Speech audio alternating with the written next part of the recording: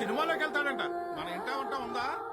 అప్పుడు pilot training అంటే వద్దన్నారు, ఇప్పుడు సినిమాలంటే కాదంటున్నారు. అన్నయ్య ఇష్టానికి ఉండేవరా? అక్కడ మనకి ఎవరున్నారా? ఎవరున్నారని రిజిస్ట్రార్ ఉద్యోగం వచ్చింది.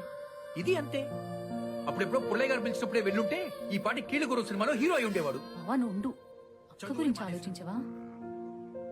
అమ్మాయి తారకం, ఆడు నీ మాట వింటాడు, వెళ్ళి చెప్పమ్మా.